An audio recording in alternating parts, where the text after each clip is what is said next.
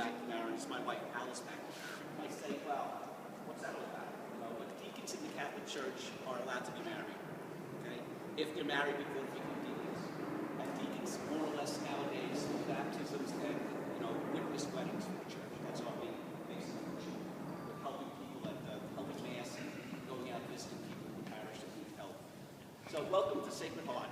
Welcome to all family and friends who have gathered here together for this glorious occasion. Twins, this is a great occasion.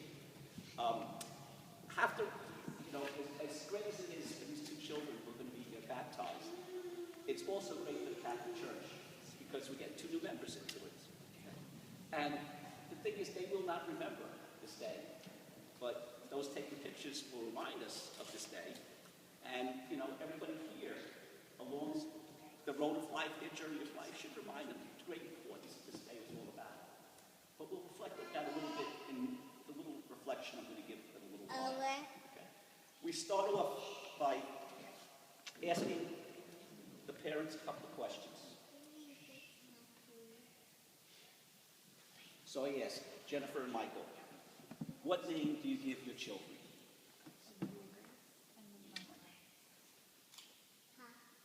And what do you ask God's church for Olivia, Grace, and Luke, Michael?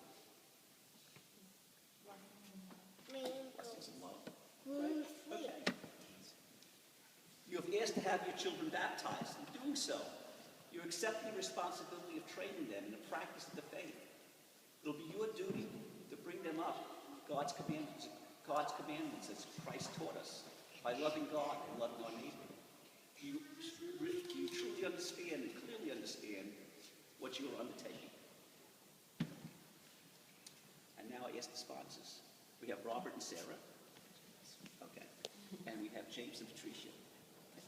Special people. Jennifer and Michael have seen something very special when you're asking these godparents of these children. Because godparents is a good thing. For Christmas you have to buy the biggest presents and for birthdays and that sort of stuff. But it's also you have to be there for these children on their spiritual journey to help them along. When they get to be teenagers, at another parish I'm in a DRE, which is in charge of the sacraments. And for confirmation, I always tell the kids, you have to pick a sponsor. And when they get to be teenagers, you really don't want to talk to your parents about stuff in general.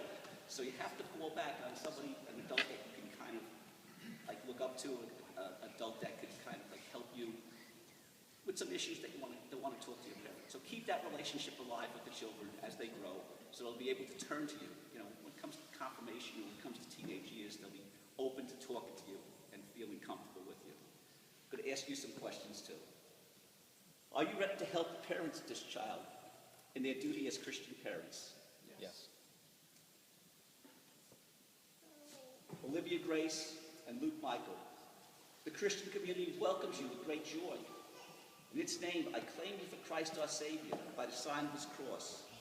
I'll now trace the sign of the cross on your forehead and invite your parents and godparents to do the same. Welcome.